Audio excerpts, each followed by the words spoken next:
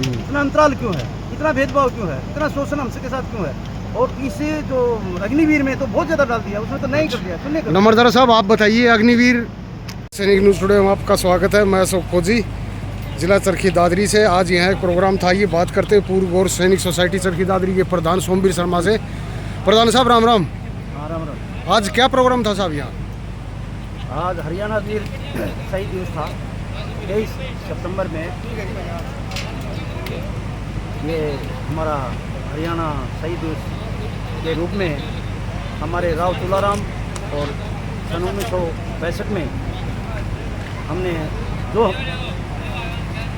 बलिदानी हमारे देश ने दी, खास करके ये हरियाणा दिवस के इसलिए मनाया जाता है कि हरियाणा के बहुत सी सैनिक जिन्होंने अपने दमखम के साथ देश के प्रति अपने प्राणों को न्यौछावर किया और देश को, पाकिस्तान को घुटने के बल चलाया, पाकिस्तान को एक सबक सिखाया, उन वीरों के प्रति सम्मान मेरा शहीद सम्मान हरियाणा सम्मान दिवस था, जिनको याद किया गया, जिनको भावभीनी श्रद्धांजलि दी गई। और ये प्रोग्राम हर साल भाई उमेद पतवास करता है और इस साल भी इसको ये मौखिक नहीं छोड़ सकता था। हालांकि ये चुनाव की वजह से काफ़ी व्यस्त था, फिर भी इन्होंने हमसे बोला एक सैनिक पूर्व गौरव सैनिक सोसाइटी के तहत जो प्रोग्राम होते हैं, जो एक भी शहीदी दिवस हम नहीं जाने देते हैं, तो उन्होंने हमको बोला कि इस शहीदी दिवस को भी आप 10 वर्षों की तरह हमेशा की तरह मनाइए और इसके ऊपर अपना प्रोग्राम रखिए। तो पूर्व सैनिक को टिकट दी है बीजेपी ने यहाँ से। जी, पूर्व सैनिक हैं, ये भी एक शहीद के पुत्र हैं, तो इन्हें समाज सेवी भी रहे हैं, काम अच्छे किए हैं।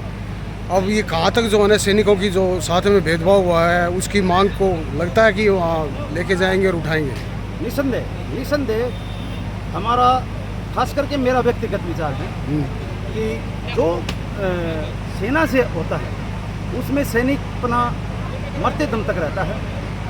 देश के प्रति वो एक राजनीतिक का हिस्सा बन करके भी जाता है, वो प्रतिनिधि चुन करके सेना के पूर्व सैनिक होकर के अगर उस जगह जाता है, तो मैं मानता हूँ इस बात को कि वो हमारी बात राष्ट्र के प्रति, राष्ट्र के इतिहास के प्रति अपनी बात को उठाएगा और सैनिकों के प्रति एक सैनिक होने के नाते, हर चीज़ को जानने के नाते वो हमारे हर सवाल को, हमारी हर समस्या को और हमारे साथ जो अनदेखी हो रही है, हमारे साथ जो खामियां हो रही हैं, हमारे साथ जो अनदेखी करके और हमारे भाईचारे को जो बिगाड़ा गया है, हमारे OROP में जो भेदभाव की जो प्रणाली, जो खामियां, जो विसंगतियां डाली गई हैं, उनके ऊपर ये भाई साहब ज़रूर इस बात को पहुंचाएगा।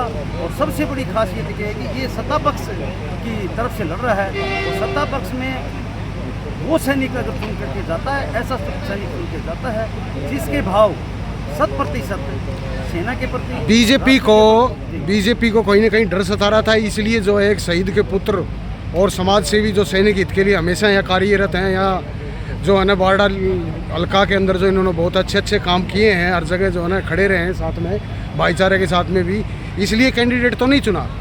हारने का कहीं डर सता रहा हो? देखिए, ये डिजर्व करते थे, नहीं डिजर्व तो करते हैं, अपने आप में करते थे, योग्य व्यक्ति हैं। और मैं किसी पार्टी के पक्ष में नहीं बोलूँगा, मैं किसी पार्टी को बदनाम या किसी को इनाम दूंगा। मैं तो इस व्यक्तिगत की जो इसका सोच है, जो इसके अंदर जो है, उसको देखते हुए शायद हो सकता है आपकी बात की, उसको देखते हुए बीजेपी ने देखा होगा कि इस साथी को लिया जाए तो जो समाज में जो इसका अपनी ख्याति है इसकी और जो इसका काम है वो बड़ा उत्तम श्रेणी का है, और उत्तम श्रेणी काम वाले को अगर हम लेते हैं तो हमारी जीत निश्चित है। हो सकता है ये बात नहीं। OROP 2 से लेकर जो है OROP 2 के अंदर जो है विसंगतियाँ थी, 3 के अंदर भी वही सेम है, बल्कि और ज़्यादा है, लेकिन सरकार इस पे जो है ना वो फिर वही कर दिया। अब क्या अगला कदम होगा आपका संगठन का?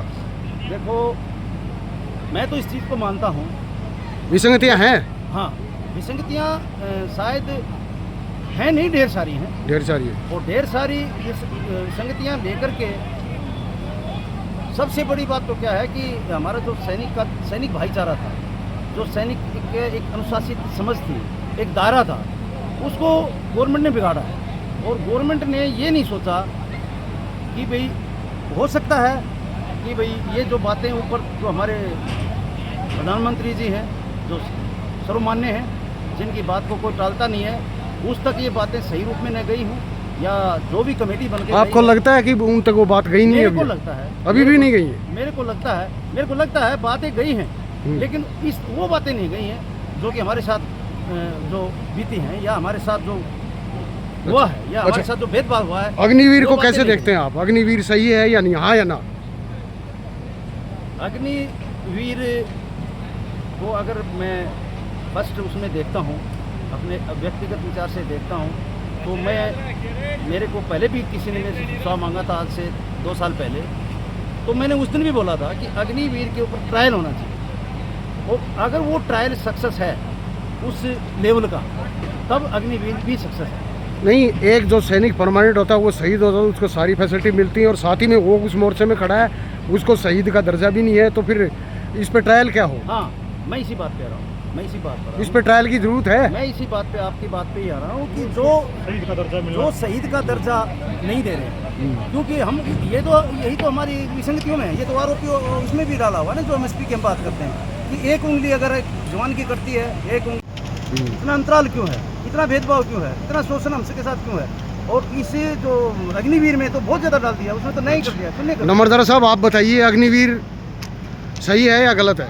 अग्निवीर वैसे ठीक है, इसके अगर कानून लागू किया जाए, जैसे पुराना फौजियों का है, पेंशन का, कैंटीन का, मेडिकल का, सर्विस का, तो पूरा दिया जाए तो बढ़िया है। मतलब आपका कहने का क्या कि जो पुरानी भर्ती है वैसे होनी चाहिए? हाँ, वैसे होनी चाहिए।